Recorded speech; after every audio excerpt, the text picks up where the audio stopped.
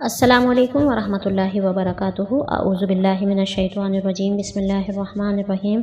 رب اشرح لی صدری ویسر لی امری واحلل عقدۃ من لسانی یفقہوا قولی۔ آج ہم پڑھیں گے سورہ قریش کے بارے میں۔ کیا ہم اپنی زندگی سورہ قریش کے مطابق گزار رہے ہیں یا پھر ہم اللہ تعالیٰ کی نافرمانی کرتے ہیں؟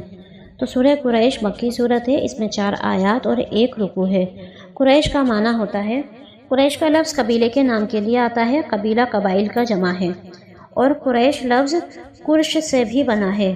کرش کہتے ہیں وہ جانور جو کشتی وغیرہ کو الٹ دیتا ہے اور دوسرے جانوروں کو کھا لیتا ہے اور اس کو کوئی نہیں کھا سکتا۔ یہ جانور سمندری ہوتا ہے یا آبائی ہوتا ہے۔ کرش کا معنی ایک یہ بھی ہے کہ زیادہ کمانے کے معنی میں بھی آتا ہے کرش۔ تو چونکہ مکہ کے لوگ تجارت کرنے میں ماہر تھے، ایکسپرٹ تھے، تو اس لیے ان کو کرش کی وجہ سے قریشی بھی کہا جاتا ہے۔ سورہ قریش کا ایک حصہ سورہ فیل کو بھی مانا جاتا ہے۔ تمام مفسرین کی رائے یہی رہی ہے کہ سورہ قریش سورہ فیل سے ہی متعلق ہے۔ لِإِيلَافِ قُرَيْشٍ، مانوس کرنے کے لیے قریش کو۔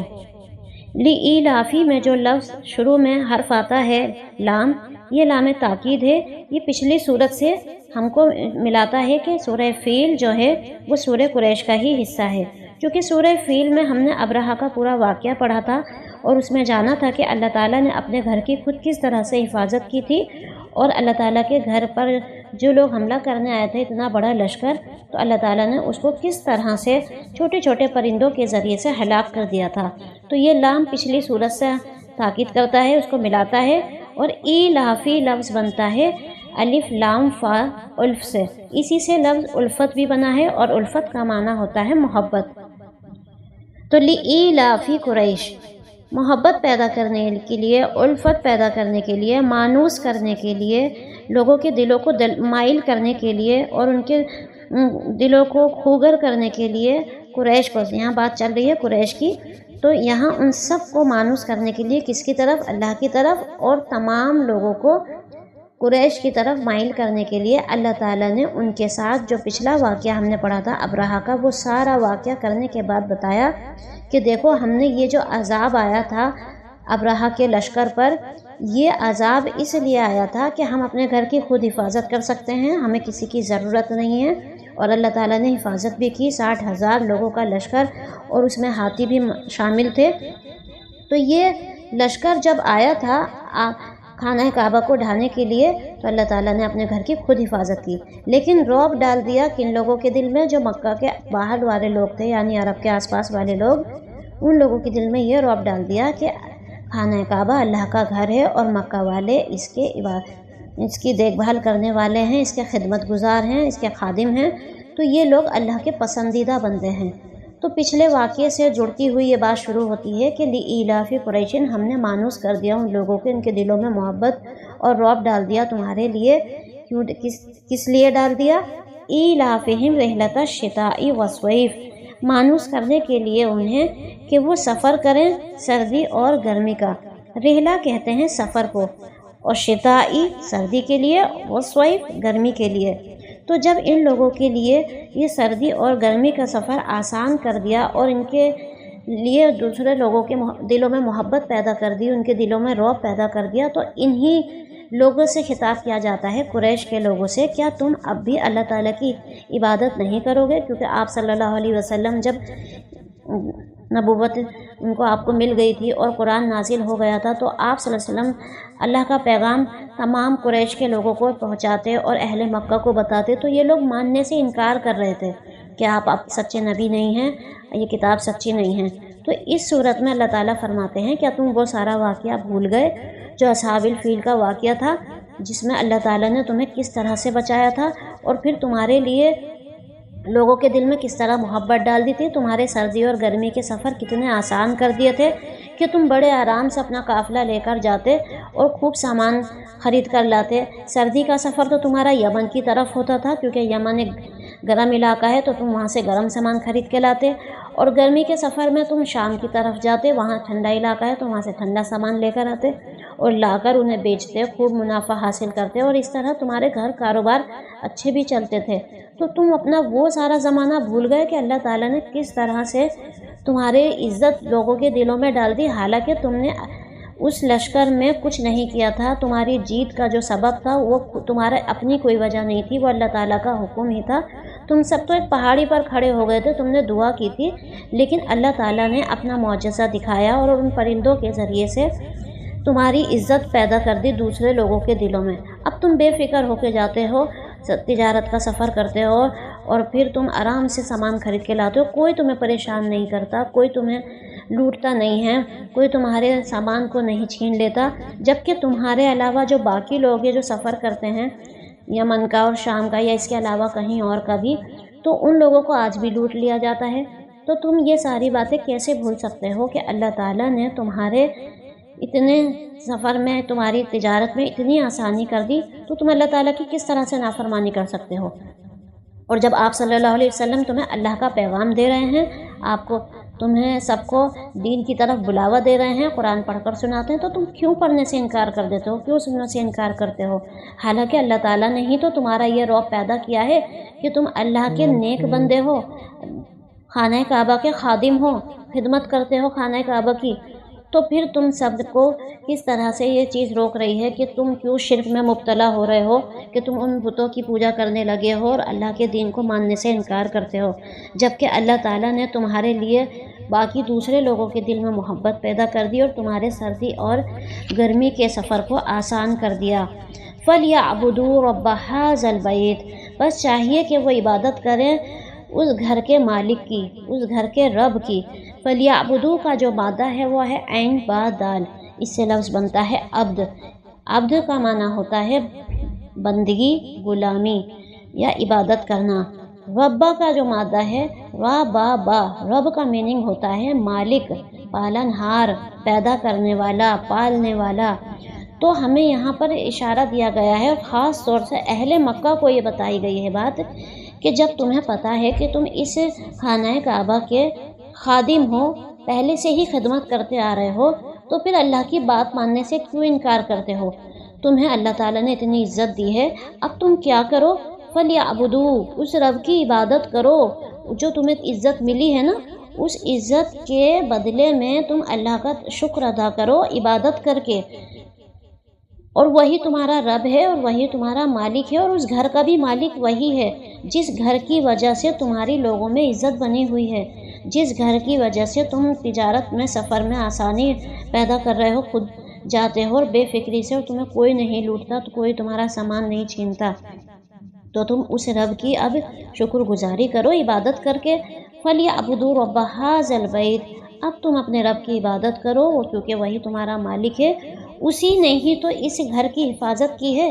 उसने तुमसे ये तो नहीं कहा कि तुम मेरे घर की हिफाजत करो, जंगे लड़ो, अबराहा से पूरा सामना करो।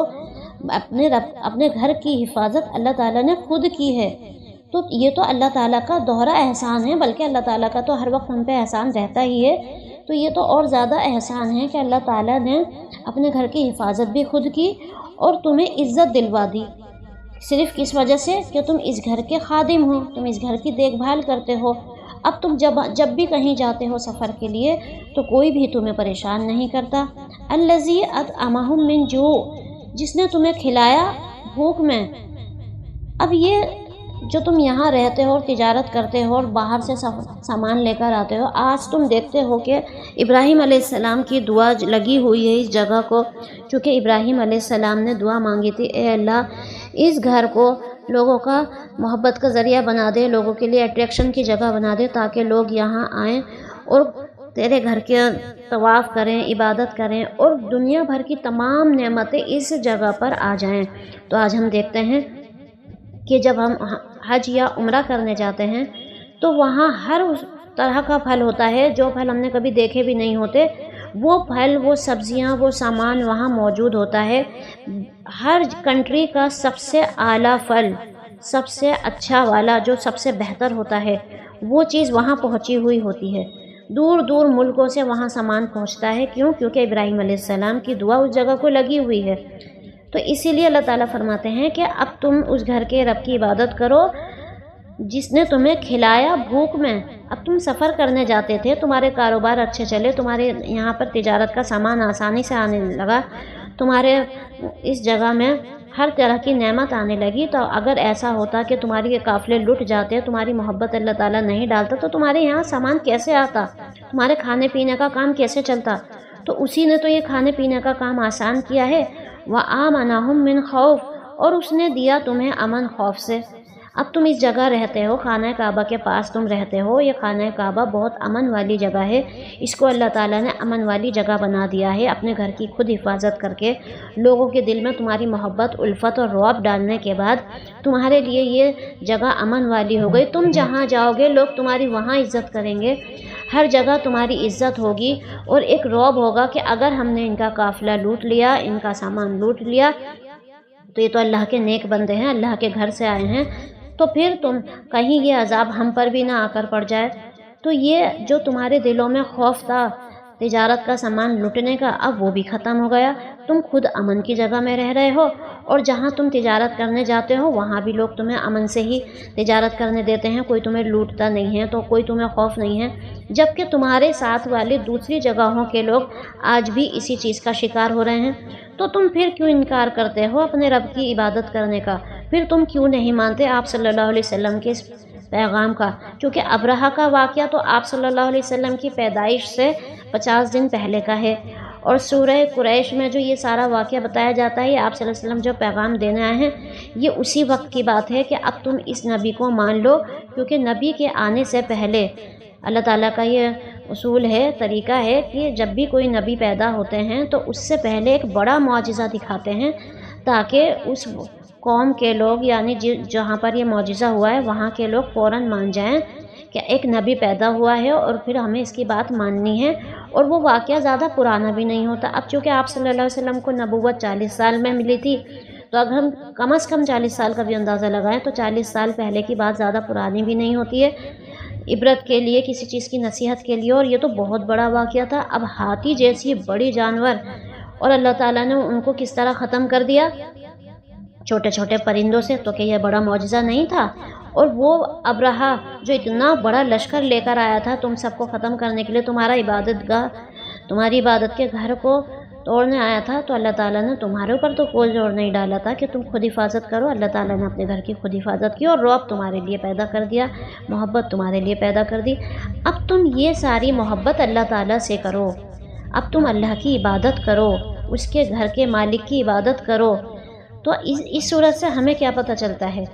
چونکہ اللہ تعالیٰ نے ہمارے لیے بھی کام آسان کر دیے ہیں، ہماری تجارت کے، ہمارے کاروبار، ہمارے سب چیزیں ہمارے لیے بھی آسان ہو گئی ہیں، ہمارا کھانا بھی ہمارے لیے آسان ہے، ہم آسانی سے تجارت کر رہے ہیں، کوئی ہمارے ساتھ لوٹ مار نہیں ہوتی، ہم اپنے گھروں میں سکون سے رہتے ہیں، کھا رہے ہیں، پی رہے ہیں، کسی طرح کا خوف نہیں ہے۔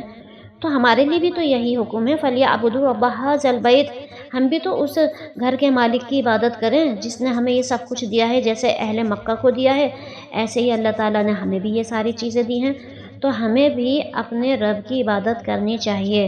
اور یہ ایک طرح کی شکر گزاری بھی ہے، جب اللہ تعالیٰ ہمیں نعمت دیتے ہیں، چین، سکون، کھانا پینا، گھر، کام کاروبار کا اچھا چلنا، یہ ساری نعمتیں ہیں، تو اس کی شکر گزاری کیسے ہوگی؟ پھر اللہ کی عبادت کر کے، اور یہ اللہ تعالیٰ کو پسند ہے۔ لیکن اگر کوئی یہ عبادت نہیں کرے گا، یہ شکر گزاری نہیں کرے گا، تو پھر اس بندے سے وہ ساری نعمتیں چھننا شروع ہو جاتی ہیں۔ جیسے کام اچھا چل رہا ہے اور اللہ تعالیٰ کی عبادت نہیں ہوئی، شکر گزاری نہیں ہوئی، تو پھر سمجھو کام میں خرابی آنی شروع ہو جاتی ہے۔ اگر ہم اپنے گھروں میں سکون سے رہ رہے ہیں تو ہمیں ہر وقت اللہ کی شکر گزاری اور اللہ کی عبادت کرنی چاہیے۔ اگر نہیں کی تو پھر وہ چین سکون ختم ہونے لگتا ہے، گھر میں جھگڑے، فساد اور طرح طرح کی پریشانیاں آنے لگتی ہیں۔ تو یہ اللہ تعالیٰ نے اس صورت سے ہمیں یہ طریقہ سمجھایا ہے کہ تمہیں ہر حال میں میری عبادت کرنی ہے، کیونکہ میں نے ہی تمہیں سکون دیا، چین دیا، امن دیا، تمہیں عزت دی، تمہارے لوگوں کے دلوں میں تمہاری محبت پیدا کر دی۔ کیونکہ جو بندہ اللہ کا کام کرتا ہے، جو عبادت کرتا ہے اللہ کی، تو اللہ تعالیٰ اس کی محبت باقی دوسرے لوگوں کے دلوں میں ڈال دیتے ہیں، پھر لوگ اس بندے سے محبت بھی کرتے ہیں اور پھر اس کی عزت بھی کرتے ہیں۔ جیسے اہل مکہ کی عزت اللہ تعالیٰ نے کروائی، ایسے ہی اللہ تعالیٰ ہر بندے کی عزت کروا سکتے ہیں جو اللہ کا کام کرے گا۔